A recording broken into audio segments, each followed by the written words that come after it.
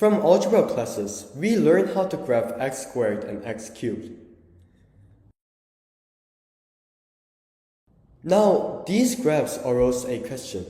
How do we graph other power functions such as x to the power of e and x to the power of pi? Today, I want to share my personal understanding of sketching power functions.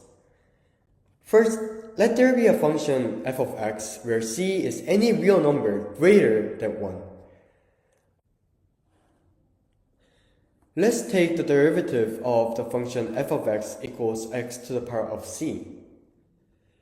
Using the power rule, we know that f prime of x is equal to c times x to the power of c minus 1, which is always positive since c and x to the power of c minus 1 are both positive. F double prime of x is equal to c times c minus 1 times x to the power of c minus 2.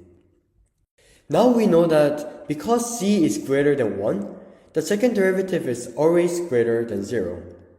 In other words, x to the power of c for c greater than 1 is always increasing and concave up.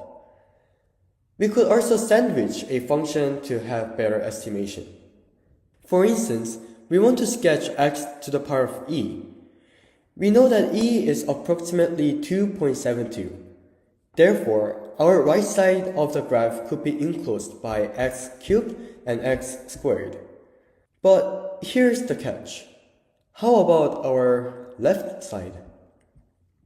Before we dive into the next section, I want to quickly introduce Euler's formula and Euler's identity.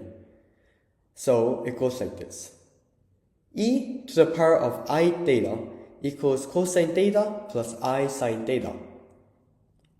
Now substitute pi instead of theta. Then what do we get?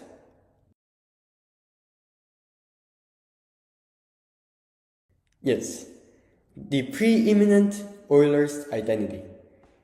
Using this, we know that we can write -1 as e to the power of I pi. Let's get back to our function. We graph x to the power of e for x greater than or equal to 0. Now, how about when x is less than 0? Let a be any real number greater than or equal to 0. Now, to fulfill our left side of our graph, we need to graph -a to the power of e. Using the power of a product rule, we could rewrite it as -1 to the power of e times a to the power of e. And we already graphed a to the power of e, so we only need to know the value of -1 to the power of e for further graphing. How do we calculate -1 to the power of e? Well, it may seem impossible at first. Maybe we can use Euler's identity and Euler's formula.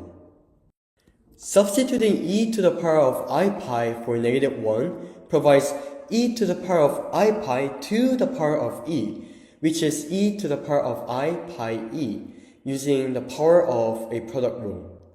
Now, some of you might be yelling Euler's formula here, and that is exactly what we want to use here.